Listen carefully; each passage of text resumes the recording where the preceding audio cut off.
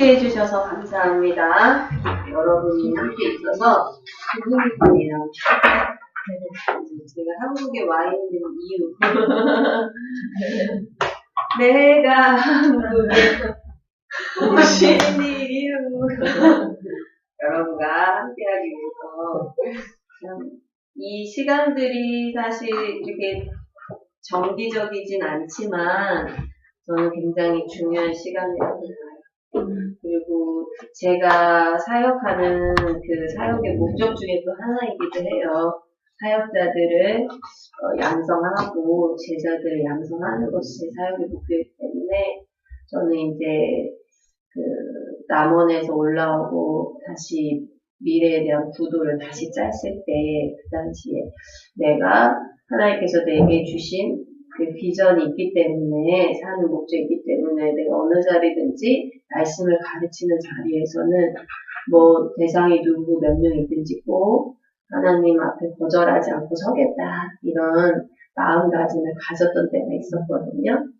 그래서 또 한국에 와서 제가 뭐 많은 걸 하지 못해서 이번에 그렇더라도 여러분한테 이런 걸 나눌 수 있는 기회가 있게 돼서 감사하고 또 가장 큰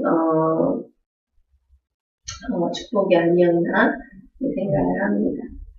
자, 오늘 다 마무리할 수 있을지는 모르겠어요. 네, 괜찮으시면 내일까지 저한테 시간을 주신다면 오늘 내일 해서 마무리를 하고 여러분은 이제 졸업을 시킬 테니까 하셔서 뭔가 하나님의 나라를 전파해 주시기를 바랍니다.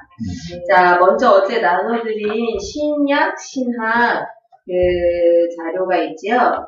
그걸 한번 보도록 하겠어요. 읽어 오셨죠? 네.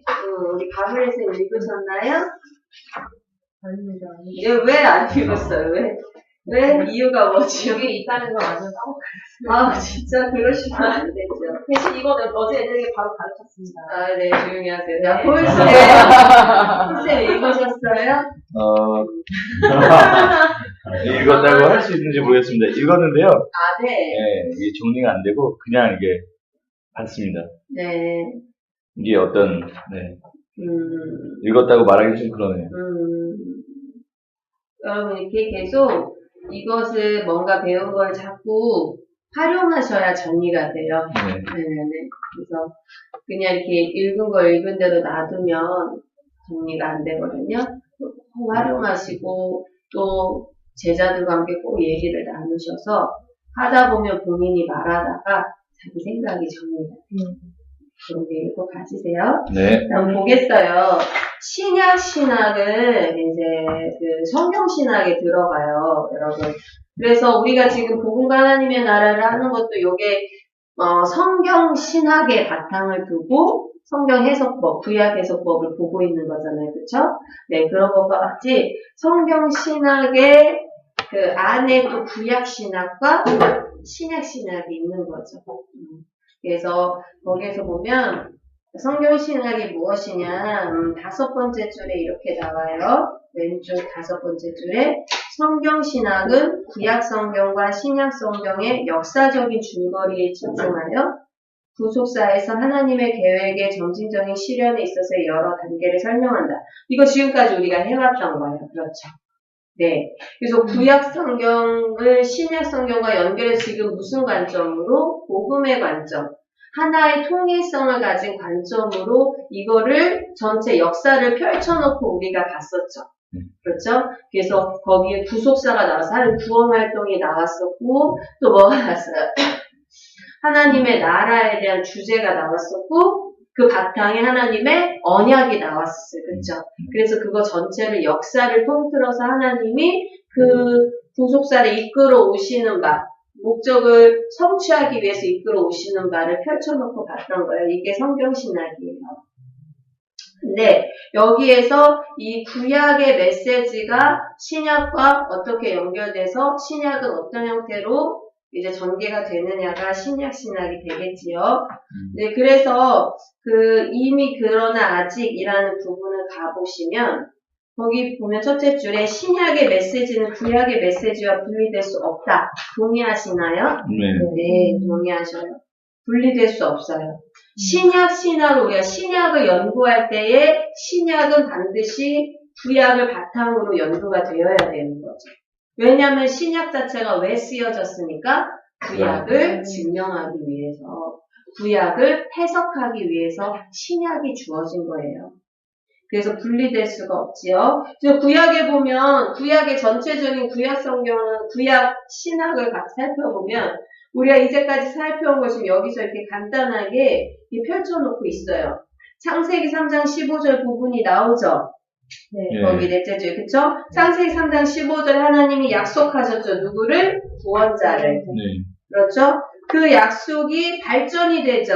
네. 1번에 누구랑? 아브라함. 아브라함과 약속한 것이 발전이 되고 2번에 누가? 모세. 근데 모세 언약은 아브라함 언약에 속해서 나타난 거라고 했어요. 네. 아브라함 언약이 보편적으로 딱 이렇게 하나님의 나라에 대한 부분을 보여주고 백성, 땅, 후손, 백성에게 땅과 후손과 보편적인 보고 약속했다. 거기 그렇게 나오죠. 네. 그러니까 아브라함한테 뭐를 하든가 땅을 주겠다, 자손을 주겠다. 자손이 곧 백성이죠. 백성을 주겠다, 땅을 주겠다, 복을 주겠다. 복은 하나님이 다스림이죠. 하나님이 내가 너희를 돕겠다, 내가 다스리겠다는 다스림이죠. 자, 요런 형태가 약속이 됐고, 모세는 이 형태 안에서 이 약속을 실행시키는 거지, 모세가 새로운 언약을 받은 건 아니죠. 네, 그거에서 모세한테 저것이, 눈에 보이도록 실현이 됐어요. 그리고 다윗한테도 언약이 있죠? 다윗은 그 아브라함한테 주어진 약속이 다윗 왕관을 통해서 영원히 실현될 것이다 라는 약속을 받았죠. 그것이 이스라엘이 멸망하고 나서 그것이 어떤 형태로 나타나냐면 새 언약의 형태로 나타났죠. 4번에 그쵸? 이 새 언약의 형태는 자기 백성에게 영을 부어서 하나님의 영을 부어서 법을 마음에 새겨서 하나님 뜻에 순종하게 할 것이다. 이게 새 약속. 오늘 여러분들이 국가에서 본관하느라 국가에서 배울 것이 바로 이 새 언약과 관련된 거예요. 새 언약이 어떻게 예수 안에서 성취됐냐는 것을 오늘 보는 거예요. 이것이 구약에 나타난 이 창세기부터 구약에 나타난 이것이 이제는 신약에서는 뭐 할 때를 기다리고 있었어? 뭐 할 때를요? 이제 이게 성취될 때를 기다리고 있었어요. 보세요. 그 배경이 뭐냐면 밑에서 5번째 주 이제 문단 시작하는 거를 보면은 세례 요한과 예수님이 등장했을 때 하나님의 구원의 약속 아직 실현되지 않은 것이 분명했다. 자, 구약에 이렇게 약속이 쫙 됐었죠. 그런데 딱 예수님이 오실 그 시점에 이스라엘을 딱 봤을 때 그 구약의 메시지가 성취된 거예요? 안 성취된 거예요? 성취가 안 됐죠? 네. 왜냐면 그 백성이 자유롭게 있었나요? 아니요. 그들은 어느 백성으로 있었나요? 로마의 속국의 백성으로 있었어요. 그쵸? 땅은 어때요? 그들이 땅을 자유롭게 쓸 수 있었나요? 아니요. 로마의 땅이었죠? 그리고 하나님의 다스림 가운데 있는 게 아니라 로마의 주권 안에 그 가이사의 지배 아래 있었단 말이에요. 그래서 그 구약의 약속이 아직 실현되지 않은 게 분명했죠? 네. 분명해서 그것이 실현되지 않은 건데 그때 세례 요한이 나타나서 뭐라고 했냐면 올 것이다 그랬단 말이에요. 하나님 나라가 가까이 왔다 이랬단 말이에요. 그렇죠? 네. 그래서 이쪽 오른쪽에 5번째 줄 문단 시작하는 데를 보면 나사렛 예수는 세례 요한이 예언한 것의 성취를 나타낸다 이렇게 나왔어요. 그렇죠? 네, 이제는 그 구약이 누구를 통해 성취될 것이다. 예수를 통해 성취될 것이다가 요한이 와서 딱 얘기를 했단 말이에요. 그렇죠? 그래서 하나님 나라 이제 왔다. 그래서 구약의 백성들이 말한 대로 하나님 나라가 이제 왔다. 하나님 나라 가까이 왔다. 준비해라. 세례 요한이 막 이랬어. 그런데 이상한 거는 그 하나님 나라가 구약의 선지자들이 예언한 것과 같이 구약의 선지자가 예언한 것을 기대하면서 바라본 것과 같은 형태가 아니었다라는 거예요. 자, 어떤 문제 한번 봅시다. 2번째 문단, 오른쪽 2번째 문단에 5번째 줄, 그러나 하나님 나라는 보이세요? 네. 거기 한번 볼게요. 그러나 하나님 나라는 매우 예상하지 못한 방식으로 임했다. 유대인들은 그 나라가 도래하면 하나님의 원수들이 즉시 일소되고 새 창조가 시작될 거라고 기대했다. 이게 왜냐면 이사야서에서 그렇게 나온 거거든요. 막 메시아가 오면 땅이 어떻게 될 거야? 하나님이 이 땅을 새 하늘과 내가 사막에 내가 길을 낼 것이다. 뭐 이렇게 하고 예레미야는 뭐라고 해요? 니네들이 알지 못하는 크고 놀라운 일로 보이리라 막 이러고서 그 미래에 대한 희망을 잔뜩 집어넣었어요. 그런데 예수님이 와서 하나님 나라가 임했다 이렇게 했는데 기대한 바가 아닌 거예요. 기대한 바, 메시아가 와서 할 그 기대한 바가 아니에요. 즉시 원수들이 즉시 물리침 받은 게 아니죠. 근데 예수님은 뭐라고 하냐면 여기 보기를 그러나 예수님은 하나님의 나라가 자신과 자신의 사역 속에 존재한다고 가르쳤다. 누가복음 17장 20절 21절 한번 볼게요. 오늘 제이슨 쌤은 어디 가셨나? 쉬시나 봐요. 제이슨 쌤 벌써 그렇게 하시면 어떡해요?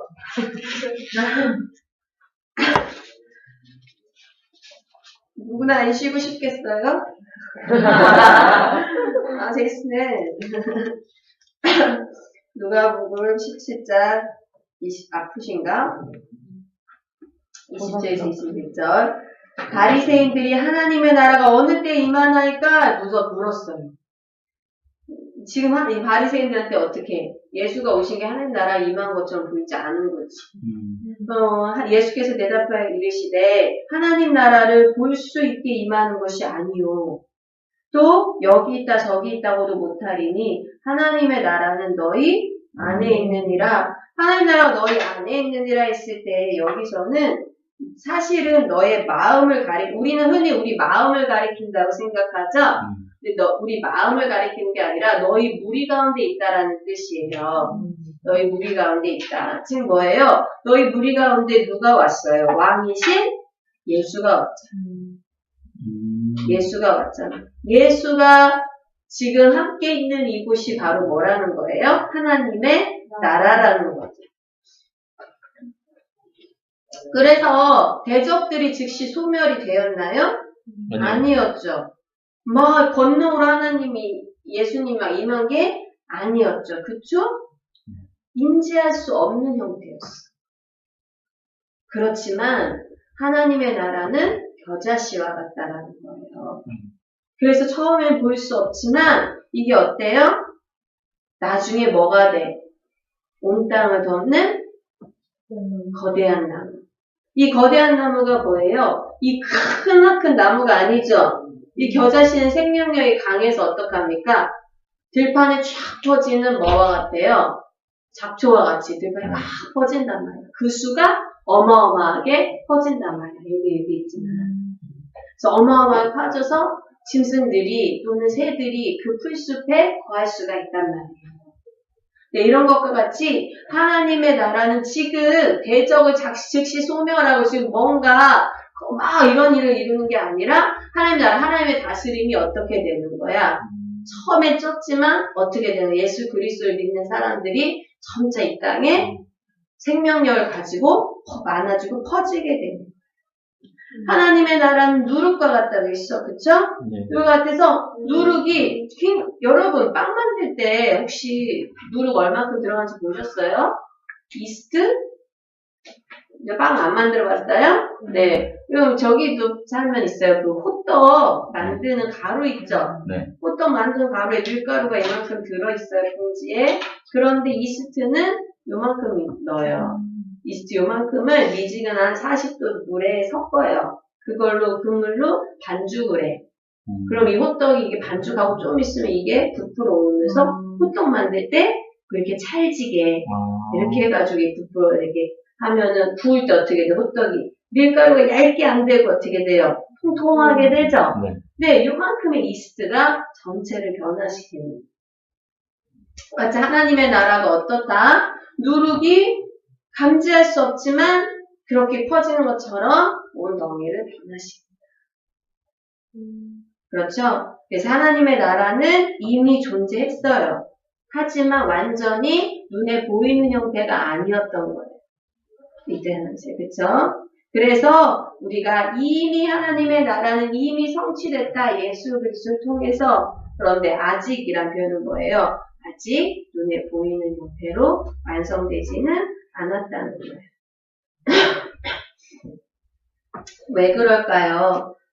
왜 그렇게 하셨을까? 왜 예수가 오실 때 당장 그렇게 탁 보여서 하시지 않고 왜 그 시기를 두셨을까?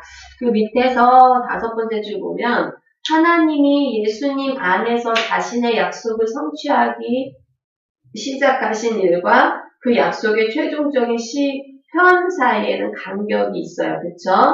네, 심판의 날은 미래에 임할 거예요. 자, 이 간격을 두신 이유는 뭐예요? 심판의 날이 임하기 전에 그 사이에 하나님께서 하나님의 백성을 부르시기 위해서, 바로 우리를 부르시기 위해서죠. 예수님이 그때 바로 세상을 막 하시고, 바로 그러면 그때가 바로 뭐가 돼요? 세상을 회복시키지만 또한 믿지 않는 자들은 심판의 때가 돼요. 그렇죠? 그래서 우리에게 구원이 오겠어요? 아니겠죠. 하나님은 그 구원할 자를 이미 예정하셨기 때문에 그 자들을 부를 때까지 이 땅의 심판을 유보하고 계신 거예요. 그리고 그분이 어떻게 하실까요? 다시 오실 날이 오겠죠. 그렇죠? 그래서 우리는 예수 주기도문에서 어떤 기도를 하는 겁니까? 나라가 임하오시며 나라가 임하오시며. 그래서 하나님의 나라가 지금 내가 살고 있는 이 땅 가운데 하나님의 나라가 임하기를 원하는 거죠. 그것을 기도하는 거. 그게 우리의 비전인 거죠. 하나님 나라가 우리 비전이에요. 그래서 복음서들 마태, 마가, 누가, 요한은 바로 이 하나님 나라에 대해서 제시를 하고 예수 그리스도가 하나님의 나라다라는 것을 제시하고 있는 거예요. 구약에서 예언했던 바로 그 하나님의 나라가 누구를 통해 성취됐다? 예수를 통해 성취됐다라고 얘기합니다. 특별히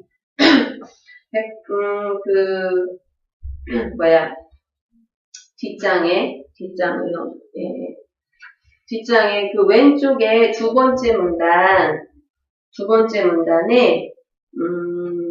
5번째 줄 보면요. 요한복음에서 주목할 만한 것은 아들을 믿는 자들은 다가올 시대 생명을 지금 누리고 있다는 주장입니다. 자, 이게 뭘까요? 지금 우리는 예수를 믿는데 삶의 변화가 특별히 없죠. 네. 그러나 뭐가 있냐면 예수를 믿는 자들은 이 삶의 정체성에 있어서 이미 하나님의 나라의 백성이고 이미 영생을 얻은 자와 같아요.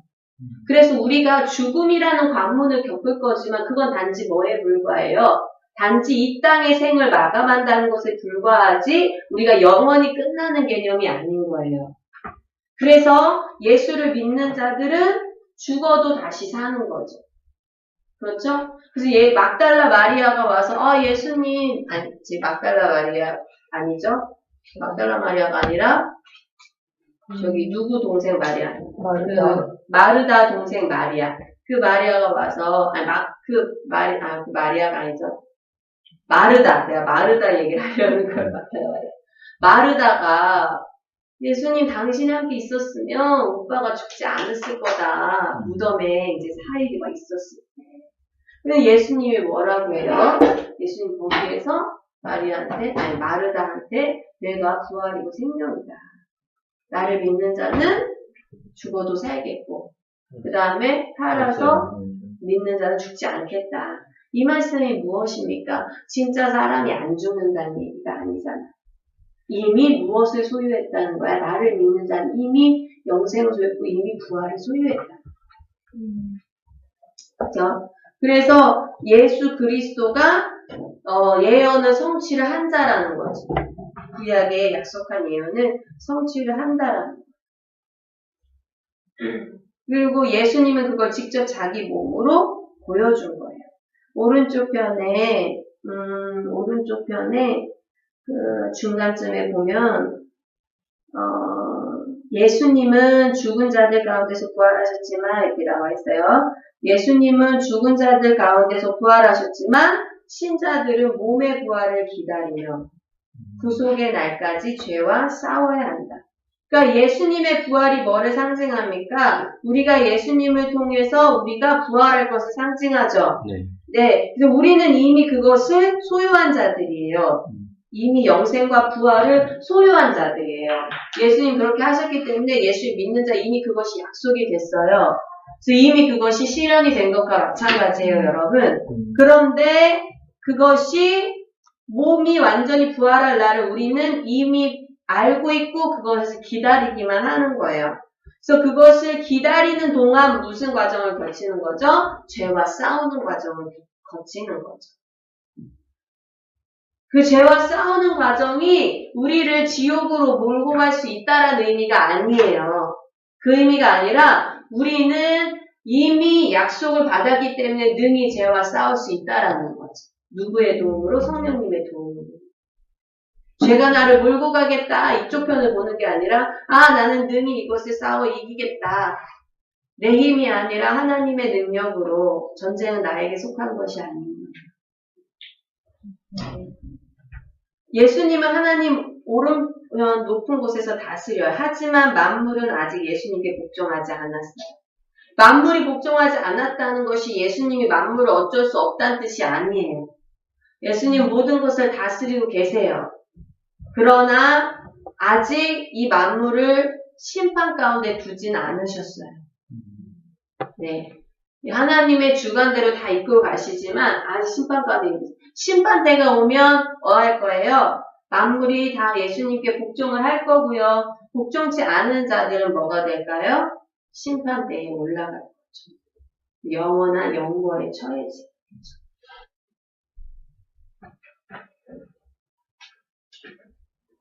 그것이 다 누구를 통해서 성취된 것이다? 예수 그리스도다.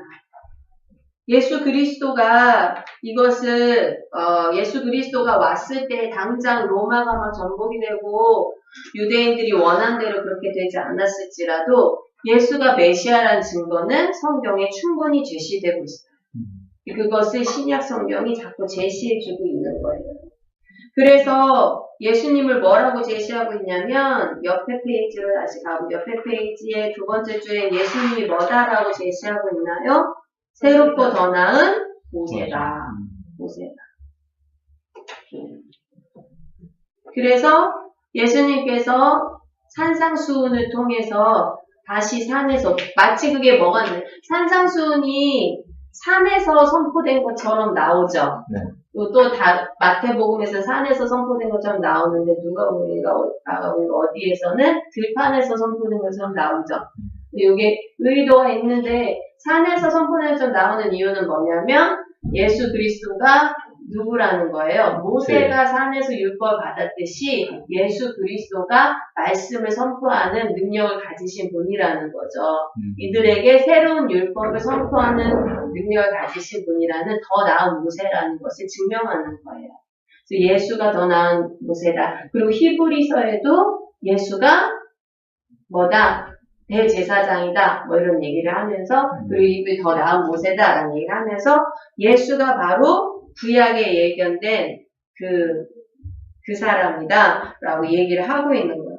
또 어떻습니까? 예수는 여섯 번째 줄엔 새로운 여호수아다. 네, 여호수아는 또 뭐 했어? 모세를 다음을 이어가지고 여호수아는 실제로 그것을 실행해서 안식의 땅에 거하게 했죠. 네, 그래서 안식의 땅에 거하게 했기 때문에 새로운 여호수아, 진정한 안식을 주는 여호수아다 이렇게 됐고요. 또 그 다음에 예수님은 하나님의 참된 지혜이시다. 왜? 구약의 모든 지혜들, 구약의 모든 하나님의 지혜들을 다 완성했기 때문에, 성취했기 때문에 하나님의 참된 지혜다. 자, 그리고 예수님은 뭐다? 모세가 나와 같은 선지자가 일어날 거라고 했거든요. 신명기에 그렇게 예언을 했거든요. 모세가 그것과 더불어서 예수님은 뭐다? 마지막 선지자다. 또 예수님은 하나님이다. 예수님은 메시아다. 왜 메시아일까요? 예수님이 어디로 계통해서 왔어요? 다윗 계통. 그렇죠. 예, 다윗의 왕위가 영원한 그 약속은 다윗 계통. 그리고 선지자들은 이세의 그 어디에서 이세의 뿌리에서 싹이 날 거다 막 이러면서 다윗에게서 메시아가 올 거라고 선지자들이 계속 예언을 했거든요. 네, 그렇기 때문에 메시아다, 다윗의 자손으로 온 메시아다라는 것을 볼 수가 있어요. 또한 예수님은 자신을 뭐라고 불렀냐면 인자다 그랬어요. 인자가 사람의 아들이란 뜻이죠. 네. 그래서 사람들은 흔히 이렇게도 생각을 하죠. 사람의 아들이라고 해서 본인이 예수님 자신이 인자라고 했기 때문에 예수님이 스스로 자기의 신성을 부인한 것이다. 자기가 신이 아니라 인간이라고 표현한 것이다. 예수님은 인간이다. 뭐 이런 식으로 신성을 부인할 때 막 인자라는 표현을 쓰고 그래요. 근데 인자라는 표현이 처음 나온 게 다니엘서거든요. 다니엘서에서 인자라는 표현이 나왔거든요. 근데 다니엘서에서 나온 인자는 다니엘서 7장을 한번 가볼게요. 예수님은 분명히 다니엘서에 나온 그 인자의 표현을 염두에 두고 본인을 인자라고 하신 거예요.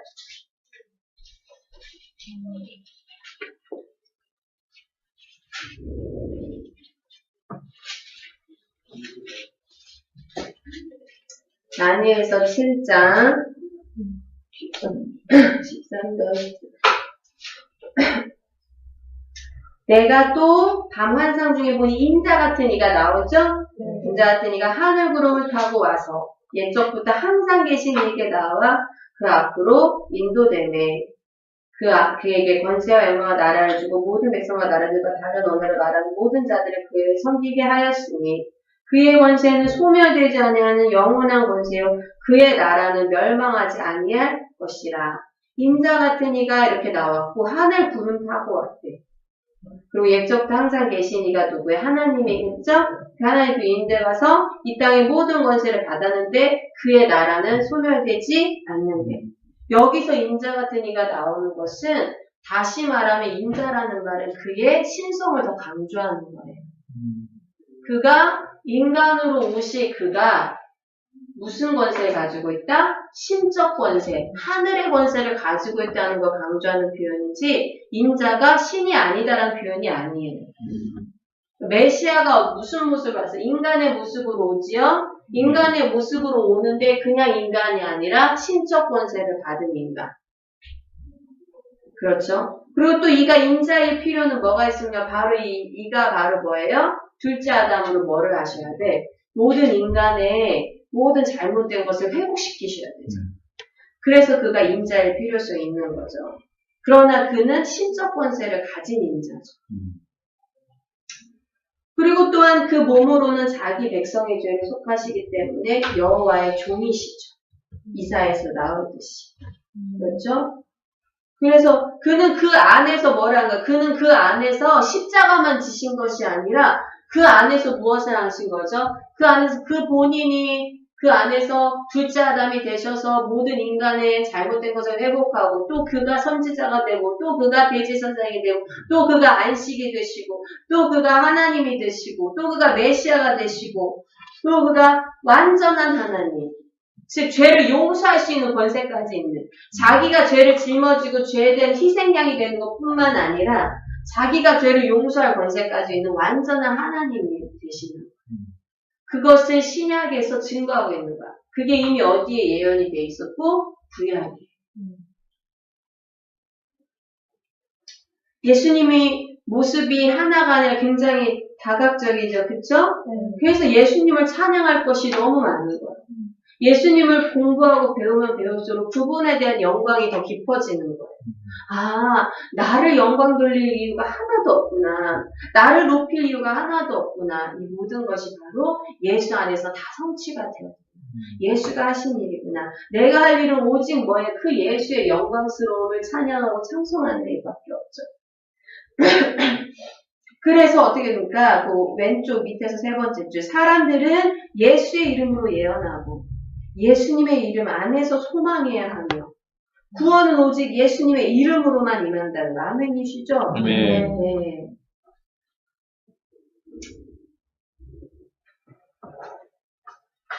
예수님은 완전한 하나님이세요. 이것이 하나님이 세 분 존재한다는 얘기가 아닙니다. 이것은 동일한 본질을 가지신 세 인격이 한 하나님이시라는 거예요.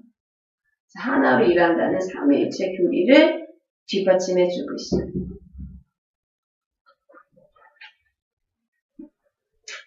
자, 이런 예수님의 일들을 통해서요. 일들을 통해서 넘어가 보시면 다음 페이지로 넘어가 보시면 일들을 통해서 하나님은 그 일들과 관련하여 성령님을 약속하셨어요.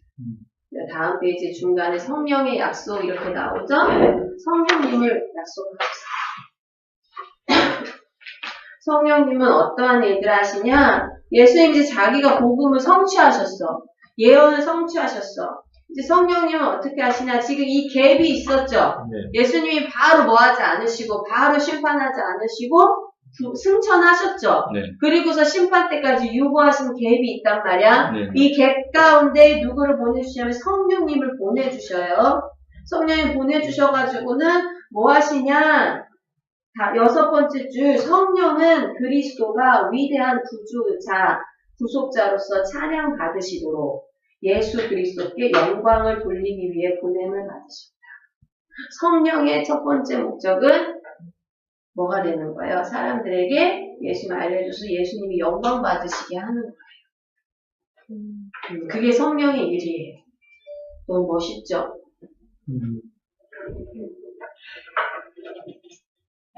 성령님은 혼자서 단독 일을 하시는 게 아니에요. 성령님은 하나님의 뜻에 맞춰서, 하나님의 뜻을 아셔서, 그에 맞춰서 예수 그리스도를 드러내고 영광 돌리는 일을 하세요. 그래서 성령의 은사나 성령의 사역을 한다고 하는 사람들이 그 사역 가운데 예수가 왕 되심이 드러나지 않는다면 그 성령의 사역이라고 할 수 없어요. 조심하셔야 돼요, 여러분. 예언 사역 한다는 사람들, 뭐 은사 있다는 사람들, 그 사람들이 그 성령의 역사라고 하는 그 모든 일들이 봤을 때에 그것을 했는데 예수가 주인이 안 되고 사람이 주인이 된다. 인간이 영광을 받는다. 인간의 필요를 채우기 위해서 한다. 그건 성령의 일이라고 할 수 있겠습니까? 성령은 정체성이 분명하시거든요. 성령은 본인이 이 땅에 오신 이유가 분명하시거든요. 입장을 분명히 하시거든요. 우리도 입장 분명히 해야 돼요. 자, 그래서 그게 성령의 사역이고, 그 다음에 성령이 오셨기 때문에 교회는 예수 그리스도를 증언할 수 있는 능력을 받은 거예요. 그러니까 성령이 하신 일이 예수를 찬양하기 위해서죠. 예수를 알리기 위해서죠. 그 성령이 임하는 교회는 바로 무엇을 할까요? 이 땅에 예수를 전하는 거죠. 그게 당연한 일이겠죠. 그리고 또 성령이 계시다는 것은 그 사람이 성령이 왔다라는 것은 그 사람이 이제 하나님 백성이다라는 거야. 하나님 백성이라는 표시니까 성령을 통해서 항상 하나님을 기쁘시게 하는 삶을 살고자 하고 그런 방식을 닮아가고 성령을 통해서 하나님 그리스도의 모습으로 변화되는 그리스도를 닮은 모습으로 변화되는 일들을 가지게 되는 거죠. 그래서 성령이 오시면 이 내부 사역과 외부 사역이 있는 거예요. 내부 사역으로는 뭐예요? 우리가 그리스도를 닮는 일. 그렇죠? 외부 사역으로는 뭐예요? 바로 성령이 하신 일이 그리스도께 영광되는 일이기 때문에 바로 나가서 그리스도를 전하고 영광 돌리는 일. 그러니까 나의 성화와 외부의 전도가 함께 가는 거죠. 그렇죠? 그래서 성령께서 막 말씀 읽고 이 말씀을 깨달았는데 그런데 나 혼자 은둔해가지고는 거룩한 삶을 산다고 나 혼자 막 은둔해서 이렇게 사는 게 옳은 게 아니에요. 그건 한쪽 편만 잘못 본 거예요. 성령이 하시는 사역을 잘못 이해한 거예요. 나 혼자 나가진 거. 그래서 항상 뭐하고만 해? 죄하고 싸우기만 해. 죄하고 싸우기만 해. 그게 완전히 잘못됐다는 얘기가 아니라 한쪽 편에만 치우친 거예요. 나는 오늘 거룩한 삶을 살고자 노력하면서 또 성령에서는 또 뭐예요? 예수 그리스도가 드러나야 되잖아. 드러나려면 나가서 예수 그리스도의 영광을 찬양하고 찬미하고 전해야 되잖아. 그쵸? 그러니까 내가 죄하고만 싸우는 것이 아니라 나가서 또 누구하고 사람들한테 예수의 영광스러움을 드러내야 되는 두 가지 내부 사역, 외부 사역을 같이 해야 되겠죠. 거기에 인간은 어떻게 반응해야 됩니까? 인간은 하나님께 믿음과 회개로 반응해야 돼요. 이런 일들. 이미 복음은 완성이 됐어요. 그렇죠? 네. 그 성령이 와서 예수 그리스도에 대해서 알려주셔요. 그럼 우리는 믿음과 회개로 반응해야 되죠. 자, 여러분 죄가 뭐라고 나오냐면 8번째 줄 정도 될까요?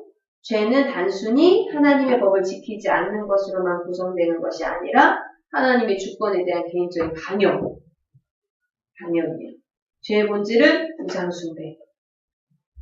하나님의 찬양하지 않고 피조물을 경배. 하나님 찬양하지 않고 엑소를 경배. 뭐가 있어요. 누가 이렇게 엑소가 누군지 잘 모르겠지만 누가 이렇게 마쌤한테 뭐 이렇게 편지를 적어서 보내더라고요. 어떤 엄마가 편지가 아니라 간단하게 메모, 뭐 자기 아이에 대한 상담 같아요. 우리 아이가 문화 뭐 콘텐츠에 관련된 걸 하는 그 과를 가고 싶어 한다. 뭐 이런 내용이었던 것 같아요. 엑소를 너무 좋아해서 그런 걸 가고 싶어 한다. 이렇게 있어요. 근데 딱 보면서 그런 거 가서 개발하는 건 좋은데 속으로 엑소가 좋아서 목적이 엑소가 좋아서라. 이유가 엑소가 좋아서라. 좀 그랬어요. 근데 연예인이 좋아서 많이 그런 거 하고 싶어 하는 사람들 많죠. 네, 본인이 연예인 되고 싶어 하고. 근데 나는 연예인 되는 것 자체가 뭐라고 할 수는 없는 것 같지만은 그 본질의 마음에 진짜 연기 좋아하고 진짜 노래 좋아하고 뭐 그러면 진짜 하는 건데 그 마음에 대부분의 90% 이상은 저게 아닐까 싶어요. 자기 과시, 자기 사랑, 이런 게 아닐까 싶어요. 왜 그런 길을 선택하지 않느냐. 어떻게 생각하십니까? 그런 것도 우상숭배가 되지 않을까요? 우리는 모든 것이 하나님께 경배가 올려지는 게 삶입니다. 그래서 우리는 이 하나님이 보여주신 자비와 은혜에 대해서 기본 반응이 믿음과 회개가 돼야 되는 거죠. 그리고 그 모든 것은 전적으로 예수 그리스도를 신뢰함으로 나타나 그가 한 일. 한 밑에서 한 10번째 줄 정도 될 것 같아요. 이를 통해 사람들은 보이시나요? 네. 이를 통해 사람들은 자기가 자기 자신을 구원할 수 있다고 생각하는 대신 주님의 구원 사역을 신뢰하도록 요구받는다. 어디서나 모든 사람은 하나님의 뜻을 어겼으며 하나님의 진노에서 구원받기 위해 자기 밖에 있는 그리스도의 구원 사역을 바라봐야 한다. 자, 여러분이 예정론을 변호해야 된다, 뭐 이런 얘기는 제가 하고 싶진 않아요. 그건 여러분이 이제 믿음에 따라서 공부하시면 되는데, 그러나 여러분 계속 보면 볼수록 이건 확실하지 않습니까? 구원은 인간의 행위로 되지 않는다. 이건 너무 확실하지 않나요? 구원은 오로지 예수 그리스도가 하신 일로 이루어진다. 그렇죠. 이건 너무 확실한 거예요. 그래서 우리가 구원은 내 안에서 찾는 것이 아니라 내 밖에 있는 저기 있는 그리스도 사역 안에서 찾아야 된다고 보여져요. 네. 자, 이제 그렇게 반응한 인간은 뭐가 됩니까? 옆에 이제 하나님의 백성이 돼요. 근데 하나님의 백성은 지금은 교회라는 형태로 모여 있어요. 예전에 국가의 형태였죠? 네, 이제는 교회라는 형태로 모여 있어서 유대인이든 이방인이든 이게 함께 합쳐져 있어. 섞여져 있어. 그래서 이제 이들은 유대인의 법을 지키진 않아요.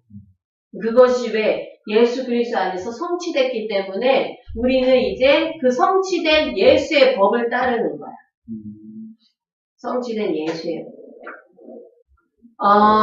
교회는 교회 좀 정의가 좀 나오는데 밑에서 넷째 줄 교회는 성령이 내주하시는 하나님의 새로운 성전, 그리스도의 제자들의 최고의 표시인 서로에 대한 사랑을 보여줌으로써 복음의 아름다움을 삶으로 실천하도록 부르심 받았다. 네.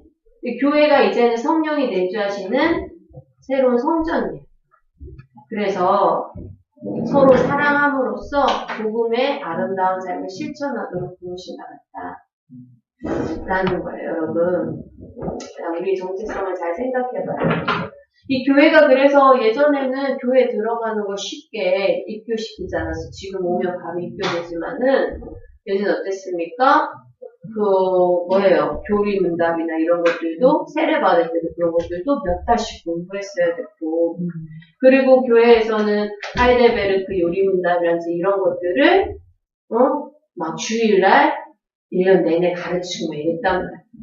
사람들한테 교리를 가르치고, 교육하고, 그것들이 목회자의 의무였단 말이야. 근데 현대에서는 설교들이 다 어떻게 됐습니까?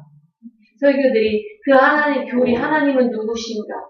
우리 인간은 무엇인가? 어떻게 살아야 되는가? 교회의 의미는 무엇인가? 이런 것들을 가르치지 않고, 일주일 잘 살기 위한 안식의 말들, 위로의 말들, 평안의 말들, 이런 것들을 하고 있잖아요. 그렇죠? 네, 안타까운 거죠. 현실인 거죠. 교회의 본질을 생각하시고, 교회는 그냥 이 사람 저 사람 다 불러다가 여기에서 안식 얻으시오, 여기서 쉼 얻으시오, 이런 곳이 아니에요. 교회는 성령이 내주하시는 하나님의 백성들의 공동체예요. 영적인 백성들의 공동체예요. 그래서 교회는 의무가 있는 거예요. 아까 내부사역, 외부사역 했죠? 네, 그 의무가 있는 거예요. 그래서 보면은, 오른쪽 배 보면은, 우리가 해야 될 일이 나와요. 너무 잘 나왔어요. 그러나 교회는 스스로 중간 상태에 존재한다는 점을 인정한다. 교회는 예수 그리스도의 다시 오심과 하나님의 모든 목적의 완성을 간절히 기다린다. 그 사이에 교회는 빛나는 그리스도의 신부로서 거룩하고 경건한 삶을 실천하며 죄와 어둠 속에 사는 다른 이들이 사탄의 나라에서 주님의 나라로 옮겨지도록 구원의 좋은 소식을 땅끝까지 전해야 됩니다. 자, 우리는 중간 상태에 있어. 우리는 심판날을 기다리고 곧 그때는 예수 그리스도가 다시 오실 날이에요. 그래서 우리는 내부적으로는 신부로서 우리의 정결을 유지해요. 외부적으로 어떻게 다른 사람들도 이 구원을 얻기 위해서 다른 사람들 사탄의 나라에서 어디 나라로? 하나님의 나라로 옮겨오도록 전도하는 거죠. 이게 교회가 기본적으로 해야 될 일이에요. 교회가 건물 사고, 교회가 뭐하고? 교회가 건물 사고, 교회가 차 사고, 교회가 땅 사고, 교회가 뭐하고 이런 거에 초점 맞출 것이 아니라 초점을 거기에 둘 것이 아니라 거룩한 삶을 가르쳐야 돼. 내부적으로 계속. 외부적으로 계속 어떻게 해야 돼? 전도해야 돼. 왜냐하면 우리는 이 땅에서 잘 먹고 잘 살 거 바라는 사람들이 아니라 뭘 바래요? 예수가 오시면 새하늘과 새 땅을 바라는 사람이고 이 땅에 있는 건 어차피 없어질 것이라는 걸 예견하는 사람들이고 그리고 그때가 오면 우리는 그 땅에서 영광스러운 몸을 입을 거라는 걸 아는 사람들이죠. 그걸 아는 사람들이 이 땅에서 사는 것에 목매겠습니까? 아니요. 너무 당연한 거 아니겠어요? 이 땅에 있는 거 없어질 거야. 그러니까 그 땅의 실체를 기다리는 게 너무 당연한 게 아니겠어요? 그런데 이 교회들의 메시지가 현상유지, 현재 잘 사는 거, 현재 복 받는 거에 초점 맞추고 있으니 문제가 아니겠습니까?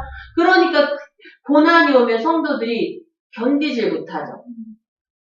힘든 게 오면 견디질 못해. 왜 하나님이 나한테 이런 식으로 대했냐는 거죠. 왜 하나님이 나를 이렇게 몰아가는 거? 하나님이 선하시냐고 의문점을 제기하는 거죠. 하나님은 선하세요. 하나님은 우리에게 영원한 나라를 약속하시고 그 나라에 가기 위해서 우리를 백성으로 부르신 거거든요.